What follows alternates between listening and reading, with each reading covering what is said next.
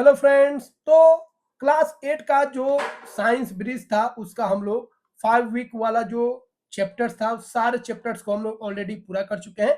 तो लास्ट वाला जो वीक है वीक 6, इसके सारे पॉइंट्स को हम लोग कवर करेंगे। और वीक 6 का जो थीम है वो है the motion of the earth. मतलब इसमें मेनली हम लोगों को अर्थ का जो मोशन होता है उसके बारे में जानना है और उसके कारण क्या क्या होता है उस सारे चीज को हम लोगों को यहाँ पे स्टडी करना है।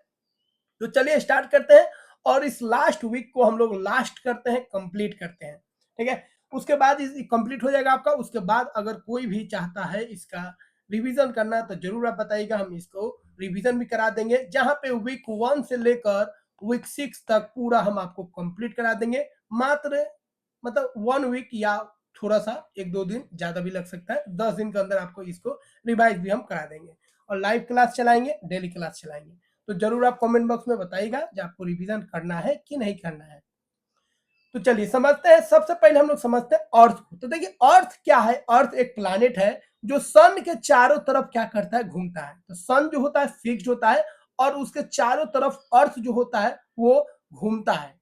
अब अर्थ का दो तरह का मोशन होता है, एक सन के चारों तरफ घूम रहा है और एक खुद अपने एक्सिस पर भी चारों तरफ घूम रहा है। मतलब अर्थ जो है अपने एक्सिस पे भी घूम रहा है, दूसरा सन के चारों तरफ भी घूम रहा है। जब अर्थ सन के चारों तरफ घूमता है तो इस मोशन को हम लोग रिवोल्यूशन बोलते हैं। क्या बोलते हैं? रिवोल्यूशन। तो रिवोल्यूशन का मतलब हो गया अर्थ का मोशन किसके चारों तरफ? सन के चारों तरफ। लेकिन जब अर्थ अपने एक्सिस पर, ठीक है, अपने चारों तरफ घूमता है, उस मोशन को हम लोग क्या बोलते हैं? रोटेशन बोलते हैं। अब ये दोनों के कारण क्या क्या होता है उसको हम लोग समझ लेते हैं। तो रिवोल्यूशन क्लियर हो गया। रिवोल्यूशन का मतलब हो गया earth revolves around the sun in a fixed elliptical orbit. Earth जो सन के चारों तरफ फिक्स्ड पाथ में घूमता है, उस पाथ को हम लोग क्या बोलते हैं? इलिप्टिकल ऑर्बिट बोलते हैं। क्योंकि यह इसका जो शेप होता है इस पाथ का वो इलिप्टिकल होता है, इलिप्स होता है। ठीक है, और इस पाथ को हम लोग बोलते हैं इलिप्टिकल ऑर्बिट बोलते हैं। ये इमेजिनरी पाथ होता है, लाइन हम लोग बस खींच देते हैं समझने के लिए। ठीक है, कोई लाइन वाइन नहीं होता है, एक पाथ होता है जो फिक्स होता है, उसी के चारों तरफ वो घूमता है। तो इसके कारण क्या होता है? रिवोल्यूशन के कारण। तो अर्थ का जो रिवोल्यूशन होता है उसके कारण क्या होता है? जो सीजन होता है वो बदलता है, ठंडा आ रहा है, कभी गर्मी आ रहा है, कभी बरसात आ रहा है। ये सब किसके कारण हो रहा है? क्योंकि अर्थ जो है वो रिवोल्यूशन कर रहा है सन के चारों तरफ। कितना दिन में एक रिवोल्यूशन कंप्लीट कर लेता है? तो अर्थ जो है एक राउंड जब लगाएगा सन के चारों तरफ उसको 1 रिवोल्यूशन बोलेंगे।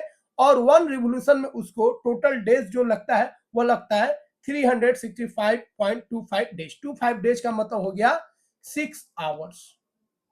तो 365 दिन 6 आवर्स उसको लगता है एक रिवोल्यूशन में। इसलिए जब वो 4 टाइम्स करेगा तो कितना हो जाएगा आपका? एक दिन क्या होगा? बढ़ जाएगा, क्योंकि 6 आवर पर रिवोल्यूशन क्या हो रहा है? बढ़ रहा है। इसलिए फेब्रुवरी जो होगा वो क्या हो जाएगा? 29 डेज का हो जाता है, क्योंकि ये एक डेज 4 साल में बढ़ जाता है। अगला है रोटेशन।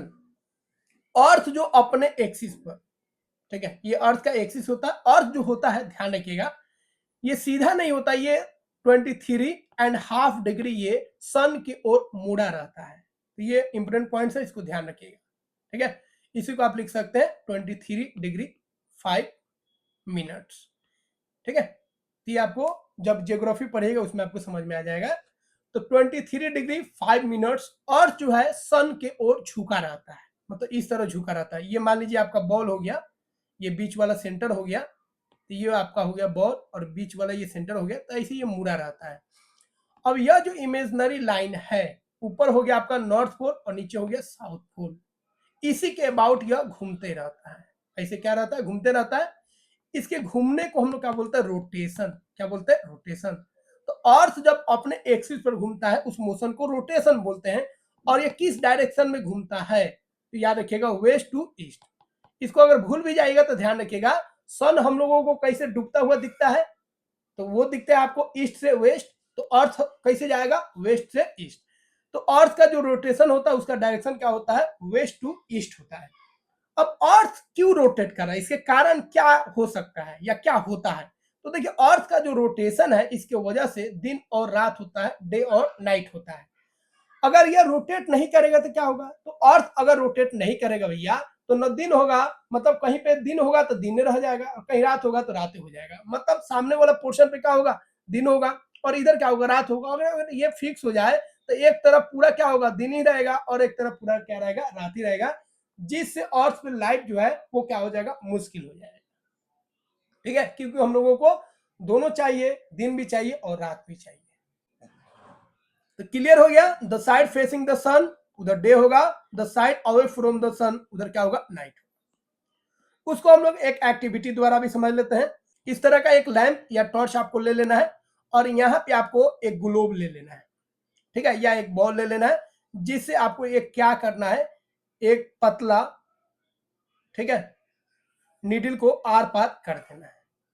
फिर यहां से इस टॉर्च से या इस लैंप से इस पे लाइट देना है, और जहां पे लाइट पड़ेगा वहां पे आपको क्या दिखेगा, उजाला दिखेगा, डेट दिखेगा, और जिधर अंधेरा होगा उधर आपको क्या दिखेगा, नाइट दिखेगा, रात दिखेगा। तो इस मॉडल से आप समझ सकते हैं दिन और रात, डे और नाइट कैसे होता है। अब यहाँ पे कुछ क्वेश्चन है, उसको समझ लीजिए। Why does the sun rise in the east and set in the west. ठीक है, सन जो है ईस्ट में क्यों निकलता है और वेस्ट में क्यों डूबता है, क्योंकि अर्थ जो है, अर्थ का मोशन कैसा है, अर्थ का जो रोटेशन है वो किस डायरेक्शन में है, वेस्ट टू ईस्ट। अगला क्वेश्चन है, what if earth rotate faster.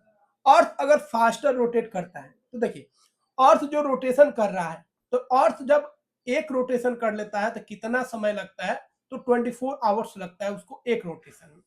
अगर वो फास्ट रोटेट करेगा तो क्या होगा, जो डे है 24 आवर्स का वो क्या हो जाएगा, कम हो जाएगा, तो days would become shorter. What if earth did not rotate. अगर अर्थ रोटेट ही नहीं करेगा तो क्या होगा भैया, तो अर्थ अगर रोटेट नहीं होगा, फिक्स हो जाएगा, तो दूसरा चीज जो है या क्या करेगा, सन की तरफ खींचा जाएगा, क्योंकि वो मोशन कर रहा है तभी तो वो स्टेबल है।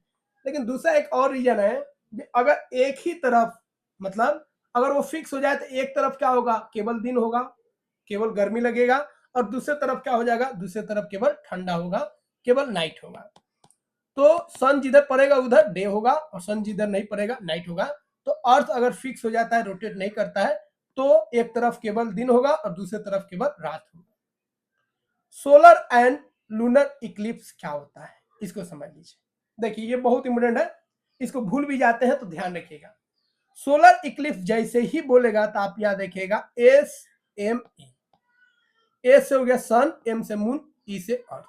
सन और अर्थ के बीच में जब मून आता है तो उसको सोलर इक्लिप्स बोलते हैं। लेकिन सन और मून के बीच में अगर अर्थ आ जाए तो इसको हम लोग लूनर इक्लिप्स बोलते हैं। ये दोनों पॉइंट को ध्यान रखिएगा, ठीक है, एक सेम हो जाएगा, एक समय हो जाएगा। तो SME आएगा तो सोलर इक्लिप्स आप ध्यान रखिएगा, ठीक है। सन अपने जगह पर फिक्स रहेगा, पोजीशन किसका बदलेगा, अर्थ का और किसका, मून का, क्योंकि अर्थ जो है सन के चारों ओर घूम रहा है और मून जो है वो अर्थ के चारों ओर घूम रहा है। तो सोलर इक्लिप्स का मतलब होता है सन का इक्लिप्स, इक्लिप्स ऑफ सन। इसमें क्या होता है, जब मून जो है सन और अर्थ के बीच में आ जाता है तो इसको हम लोग सोलर इक्लिप्स बोलते हैं।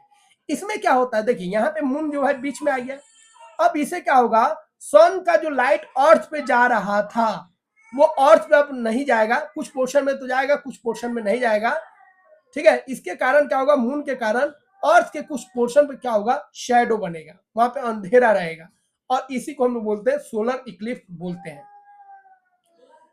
ठीक है। सन जो है वो पार्शियली या फुली ब्लॉक नजर आएगा, कहीं से आप देखिएगा तो पूरा नहीं दिखेगा, या हो सकता है थोड़ा सा आपको दिखे, तो इसको हम लोग बोलेंगे सोलर इक्लिप्स। एक और कंडीशन हो सकता है, जो सन और अर्थ के बाद, मतलब सन और मून के बीच में अर्थ आ जाए, तो सन और मून के बीच में जब अर्थ का पोजीशन होता है तो इस पोजीशन को, इस सिचुएशन को हम लोग लूनर इक्लिप्स बोलते हैं। इसको हम लोग इक्लिप्स ऑफ द मून भी बोलते हैं, क्योंकि यहाँ पे जो शैडो बनेगा, ठीक है, वो किसके कारण बनेगा, अर्थ के कारण बनेगा। तो यहाँ पे आप देखें, यहाँ पे शैडो किस में बना था, सोलर इक्लिप्स में शैडो किस पर बना था, अर्थ पे बना था। अब शैडो जो है इसमें लूनर इक्लिप्स में किस पे बनेगा, मून पे बनेगा। अब यहाँ पे सन से जो लाइट जाएगा वो डायरेक्टली अब मून पे नहीं जा पाएगा, क्योंकि अर्थ क्या करेगा, ब्लॉक कर देगा, और अर्थ बड़ा है मून के रेस्पेक्ट में, तो ये पूरा ब्लॉक कर देगा। जो मून है वो आपको पूरा नहीं दिखेगा, क्योंकि अर्थ पूरे लाइट को क्या कर दिया, ब्लॉक कर दिया। तो अर्थ का शेडो बनेगा किस पे, मून पे। और मून जो है पूरा डार्क अपीयर होगा, रेडिश अपीयर होगा, क्योंकि अब वहां पे कोई भी लाइट नहीं पहुंच रहा है सन का, क्योंकि अर्थ उसको ब्लॉक कर दिया, अर्थ अपने ऊपर ले लिया। इस एक्टिविटी को भी हम लोग पूरा कर सकते हैं उसी तरह। एक टॉर्च ले लेना है, 2 प्लास्टिक बॉल लेना है, एक बड़ा और एक छोटा। बड़ा वाला अर्थ हो जाएगा, छोटा वाला मून हो जाएगा। और टी पेपर कप ले लेना है और रूम को डिम कर देना है, लाइट को ऑफ कर देना है। अब इस तरीके से सजा लेना है। ये आपका लैंप हो गया, या टॉर्च ले लीजिए। ये छोटा बॉल जो है वो आपका मून हो गया, ये आपका सन हो गया, और ये जो है आपका बड़ा वाला बॉल वो अर्थ हो गया। अब यहां से लाइट को जलाएगा तो यहां से देखिए मून के द्वारा अर्थ पे क्या बनेगा, शेडो बनेगा। और इस सिचुएशन को हम लोग सोलर इक्लिप्स बोलेंगे। इसी का जस्ट उल्टा कर दीजिए, इसको यहां पे रख दीजिए और अर्थ को यहां पे ला दीजिए, तो क्या होगा, उल्टा बन जाएगा। अर्थ का शेडो मून पे बनेगा और उसको हम लोग लूनर इक्लिप्स बोलेंगे। तो बस इतना ही था, ये बहुत छोटा चैप्टर था, इतना ही हम लोग को कवर करना है। सोलर इक्लिप्स क्या होता है, लूनर इक्लिप्स क्या होता है, अर्थ का रोटेशन क्या है, अर्थ का रिवोल्यूशन क्या होता है। फ्रेंड्स, आई होप ये सारे पॉइंट्स आप समझ गए होंगे। अगर कोई पॉइंट्स आपको समझ में नहीं आया तो कमेंट बॉक्स में जरूर बताइए, हम उसको ट्राई करेंगे जो पूरा आपको समझा दें।